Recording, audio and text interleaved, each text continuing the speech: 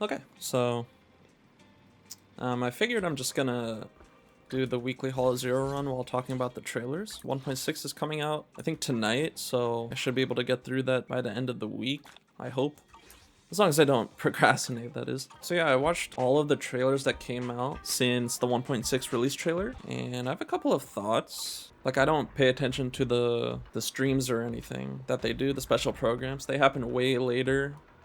Like in the, not even later. It's like in the middle of the night on my time, I think. Or not middle of the night, it's like 7 a.m. my time. I don't wake up that early. So it seems like this patch will... I'm not sure if there's a main storyline, but maybe that main storyline is exploring Anbi's past, right? The story seems to be like a near storyline where there's like all of the soldiers are all clones, right? And I guess Anbi got tired of it. Maybe being a perfect one, got tired of the experiments. And then that led to her disobeying them. And then eventually making her way to Nicole, right?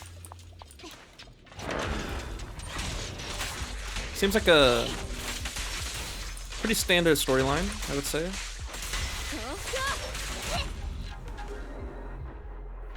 I'm not sure how it's gonna tie into the main story. It could be like 1.5 where it's just introducing them, and then maybe they're just gonna come up into the story later on, or maybe because the cunning hairs or whatever, since that group was the first group we did, maybe that is our main group, and if they have a story, they're going to go over it, and maybe it'll lead into a new development. I think last time we left off, they still had to find... It wasn't Pearl Man, that's FF7. Who was it? It was that one guy that got away in 1.4, I think? At the end of 1.4, he got away, or was he killed off by that one boss lady looking lady?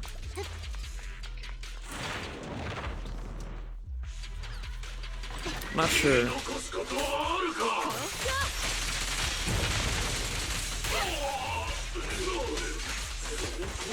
Yeah, it seems like this patch is just Soldier Zero Anbi and then Trigger, right? And Trigger is basically a Nikke character. Like, they got the jiggle physics from this game, and then they got the gun mechanics from Nikke or other gun gacha games. I'm not sure if there are. I know Girls Frontline is a thing, but maybe it's a mix of both. But people are comparing it to Nikke because of the fan service part. I'm not complaining. They released the pulchra one too, which I think is crazy, but it's on brand. I mean, this is the same devs that released that one with all the Sons of Caldeon bathing. That was funny.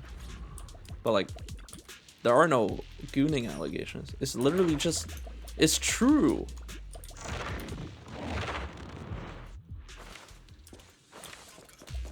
They're leaning into it. I respect that. Seems like this is their more mature game anyways. They literally showed, I mean, they didn't show Anbi doing that, but like they showed like as close as possible to showing her cutting her own throat without actually seeing her do it. I think they're really pushing the boundary with as far as Hoyo games and how explicit they can be.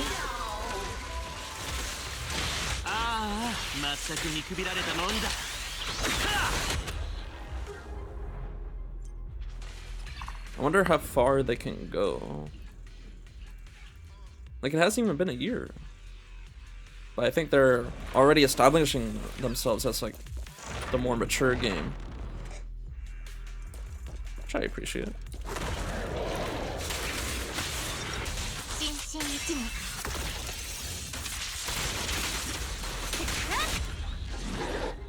Wait, isn't the boss resistant to electricity?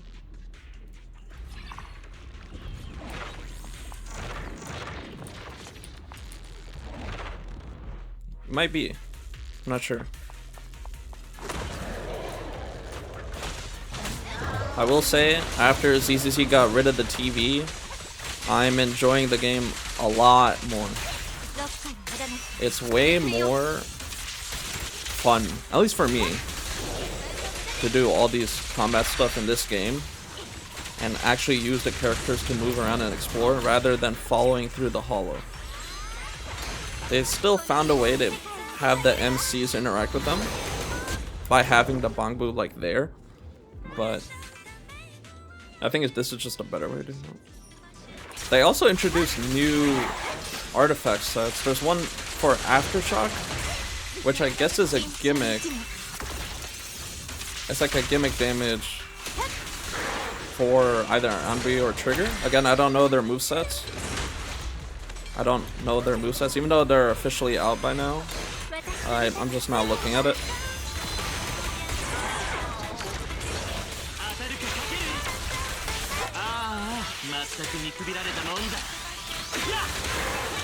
It's fine that they're releasing new artifact sets or drive discs or whatever they call it in this game.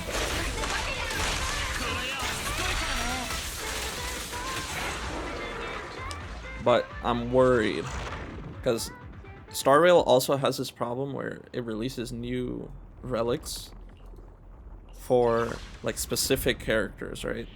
And it's getting to a point, at least in Star Rail, where you have to constantly farm new relics every patch if you get a specific character. And then the game just turns into like a relic farm fest, which I guess is most gacha endgame. Like you're just trying to optimize as much as possible. But that might harm the game in the long run. I'm not sure. They did that with Miyabi for 1.4 in ZZZ.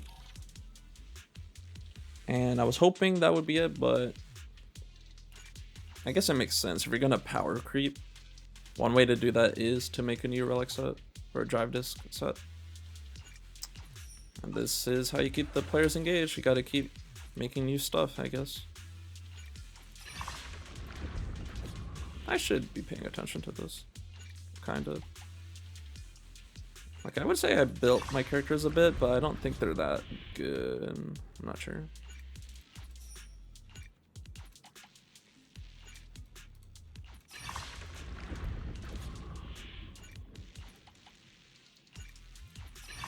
But anyways, I'm not sure why Pulchra is coming back now.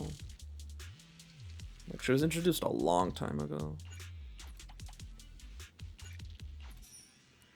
It would have been really funny if it was Bernice giving the massage. It wouldn't make sense, but like this whole game doesn't make sense sometimes.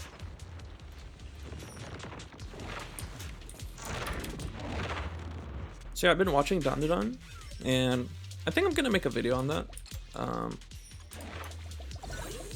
I think I'm not sure how I'm gonna go about it. I don't want it to just be like a summary of the episodes, right? Like I want it to be like an opinion piece of like my thoughts. I'm gonna edit it. Maybe I'll read the manga at some point. Maybe. I'm not sure.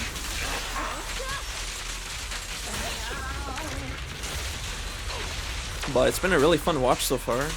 I have about 2 episodes left. I think after that, I'm gonna watch solo leveling. Again, one of the main reasons I started this channel was to help me get back into anime.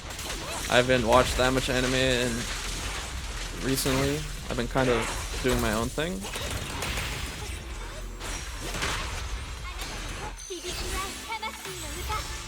Even though I'm unemployed, I should have enough time to watch anime or do hobbies, but I don't. So that's why I started this channel also. You can make fun of me if you want, that's fine. Hey, if there are anyone else struggling to find a job, I wish you good luck as well.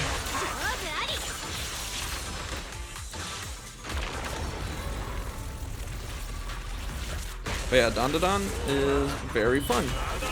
If you like shonen stuff. Especially the weird shonen stuff. I think if you like Chainsaw Man, you'll like Rondo.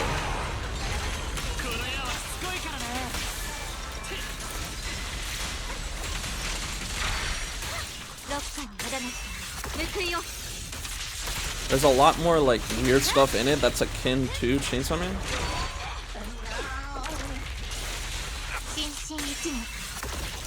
Like the weird stuff, it gets so absurd. There's a Godzilla type character that I saw last night, or not a character, like a monster, right?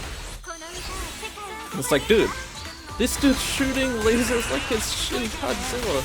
It's awesome.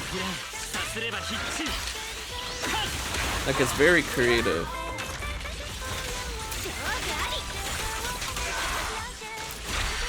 I hate doing these types of comparisons, but it's like a mix of Mob Psycho with like the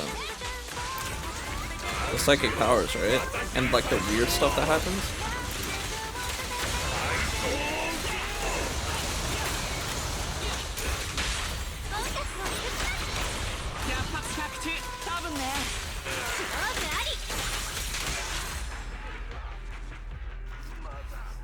But yeah, look forward to a video about that.